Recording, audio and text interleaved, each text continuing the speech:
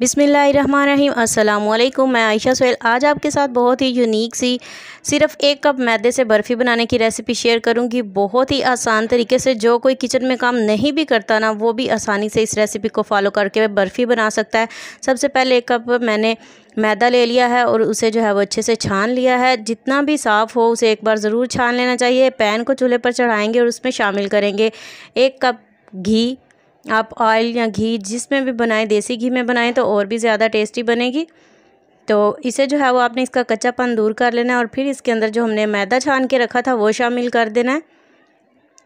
मैदे को शामिल करके आपने बिल्कुल आराम से जो है वो इसे सारे घी के अंदर अच्छे से मिक्स कर लेना है, ताकि इसकी गुठलियाँ ना बने और बिल्कुल एक लिक्विड सा जो है वो पेस्ट सा बन जाए इसका। तो आप देख सकते हैं मैंने इसे आराम से इसमें मिक्स कर रही हूँ और ये देखें कितना ज़बरदस्त सा पेस्ट हमारा तैयार हो चुका है।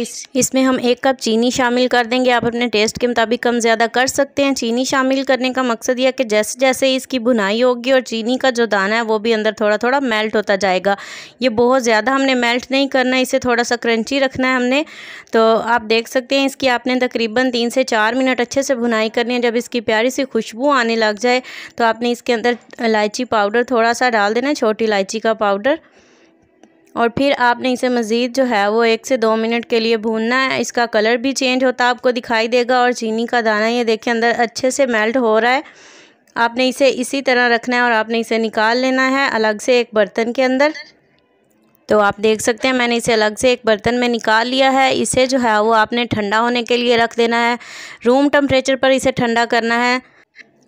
तो चलें जी, तकरीबन इसे मैंने रेस्ट दिया है 15 से 20 मिनट। काफ़ी अच्छे से ये ठंडा हो चुका है। अब इसके अंदर शामिल करेंगे कोकोनट पाउडर। ये बिल्कुल ऑप्शनल है, बर्फ़ी को अच्छा सा टेस्ट देने के लिए है। अगर आप चाहें तो इसे शामिल करें, आप चाहें तो इसे स्किप भी कर सकते हैं।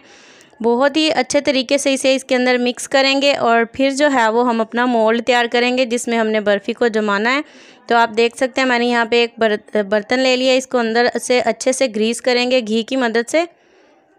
सारी साइडों पे आपने अच्छे से घी लगा लेना है और फिर जो हमने अपना बर्फ़ी का मिक्सचर बनाया वो आपने इसके अंदर शामिल कर देना है। आप देख सकते हैं ये काफ़ी थिक हो चुका है। जैसे जैसे ये ठंडा होगा तो ये अच्छे से जो है ये जम जाएगा, फ्रीज़ हो जाएगा। आप चाहें तो रूम टेम्परेचर पर और चाहें तो फ्रिज में इसे जो है वो फ्रीज़ कर सकते हैं। आप देख सकते हैं हमारी बर्फ़ी जो है वो अच्छे से जम चुकी है। अब आपको जितनी बड़ी इसकी टिक्की बनानी है बर्फ़ी की आप बना सकते हैं। तो इसकी हम कटिंग कर लेंगे। तो बहुत ही अच्छे तरीके से इसकी कटिंग करेंगे हम और फिर हम इसे अलग से बर्तन में निकाल लेंगे। तो देखें माशाल्लाह बहुत ही ज़बरदस्त, बहुत ही यमी से हमारी बर्फ़ी बनकर रेडी हो चुकी है। उम्मीद करती हूँ वीडियो आपको पसंद आएगी। वीडियो अच्छी लगे तो लाइक, कमेंट एंड शेयर ज़रूर करें और इंटरेस्टिंग वीडियोज़ के लिए चैनल सब्सक्राइब कर लें। अल्लाह हाफिज़।